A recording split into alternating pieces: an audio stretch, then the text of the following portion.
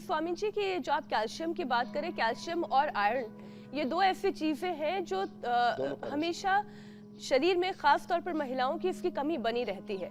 कभी कभी प्रेगनेंसी के बाद महिलाएं ऑस्टियोपोरोसिस की भी शिकार हो जाती है। स्वामी जी, इसके लिए क्या उपाय करने की जरूरत है और रेगुलर बेसिस पर करें आफ्टर डिलीवरी, जिससे कि कभी ये परेशानी ना हो? फिर ऑस्टियोआर्थराइटिस जी फिर रोमेटॉइड अर्थराइटिस, आरए फैक्टर, बहुत आजकल तो छोटी बेटियों में मैंने देखा अर्थराइटिस, जोविनल अर्थराइटिस बेटियों में ज्यादा होता है, अर्थराइटिस जोड़ों का दर्द, और फिर ये बढ़ता ही चला जाता है। फिर स्क्लेरोसिस बहुत होने लग गया, हड्डियां फिर टेढ़ी मेढ़ी हो जाती है, बाहर की तरफ ये ऐसी हड्डी ऐसे मुड़ सी बैंड सी हो जाती है घुटने के नीचे।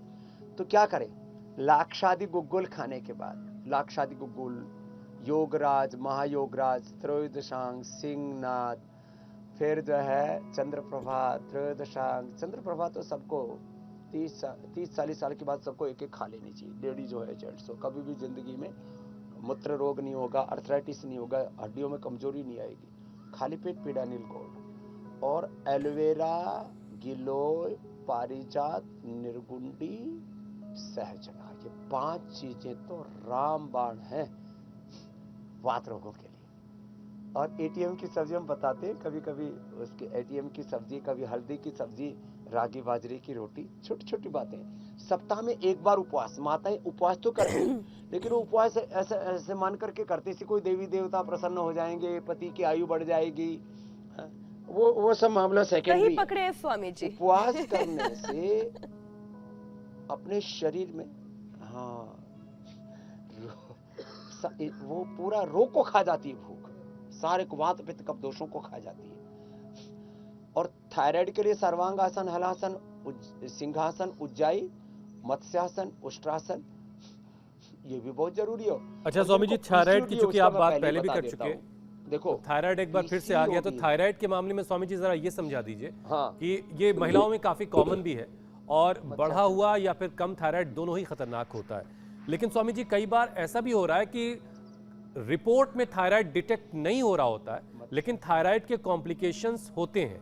तो ये क्या माजरा और ठीक कैसे किया जाए? क्या कंप्लीटली क्योर होता है थायराइड? 100% क्योर होता है। तो मत्स्यासन जो कर सकते हैं, अब गर्दन को पीछे मोड़ो, ऐसे, हाँ ऐसे पकड़ो। तो जिनको थायराइड की प्रॉब्लम होती है ना, एक तो ऐसे मत्स्यासन किया करें, और एक ये पॉइंट दबाया करें, उज्जाई किया करें, सर्वांगासन, हलासन किया करें, बहुत जरूरी है।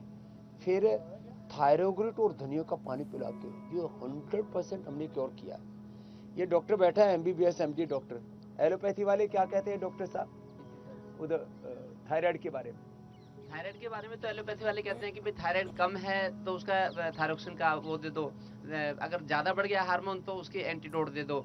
लेकिन थायराइड के लिए सबसे अच्छा है कि अगर योगासन ये करेंगे स्वामी, जो आपने बताया उष्ट्रासन, अर्ध उष्ट्रासन, पूर्ण उष्ट्रासन, अर्ध मत्स्येंद्रासन, पूर्ण मत्स्येंद्रासन, ये सबसे अच्छी चीज है। बाकी फिर भी अगर किसी को है तो थायरोग्रिड से अच्छी कोई चीज हो नहीं सकती। जो थायरोग्रिड है वो बड़ा अच्छा साधन है थायराइड को ठीक है। देखा है? हाँ स्वामी, थायरोग्रिड देखो, अब ये डॉक्टर बोल रहा है एलोपैथी वाला। और धनिया का पानी भी जबरदस्त है। हाँ स्वामी, धनिया का पानी बड़ा अच्छा रहता है, थायराइड को नेचुरली उसको डिटॉक्स भी करता है और पुष्टि भी देता है। तो थायराइड क्योर हो जाता है। एलोपैथी में मान्यता है जिंदगी भर दवाई खानी पड़ेगी, ऐसे डायबिटीज के लिए मान्यता है। हम तो पवन मुक्तासन और मंडूकासन करवा करके, पवन मुक्तासन करो बेटा, पवन मुक्तासन। और लेडीज को आजकल डायबिटीज बहुत हो गया, बीपी भी बहुत बढ़ने लगा है। तो बीपी बढ़ जाए तो मुक्तावटी, बीपी ग्रीट और लौकी का जूस। शुगर बढ़ जाए तो मधुनाशिनी, मधुग्रीट, खीरा, करेला, टमाटर का जूस, उसमें आंवला, एलोवेरा, गिलोय और मिला लो।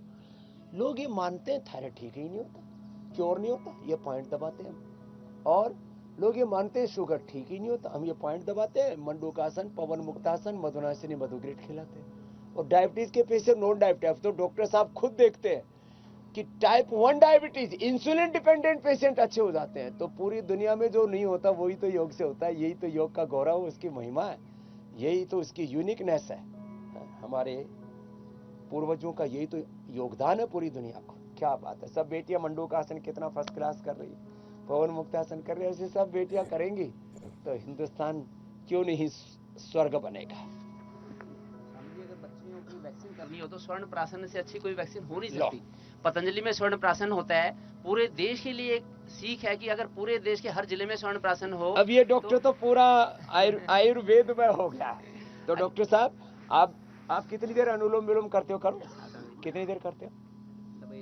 1 घंटा। अरे राम राम राम, चलो करो अनुलोम विलोम करो। स्वर्ण प्राशन ये बच्चों के लिए इसलिए बताया, ये अलग अलग प्रकार की वैक्सीनेशन का झमेला है ना, उससे बचने के लिए ये अच्छा कार्यक्रम है। कहते हैं बच्चियों के लिए स्वामी जी की सर्वाइकल कैंसर ना हो जाए तो सर्वाइकल कैंसर की वैक्सीन लगानी है, स्वर्ण प्राशन पहले लगाने, बाकी चाहे जी जी।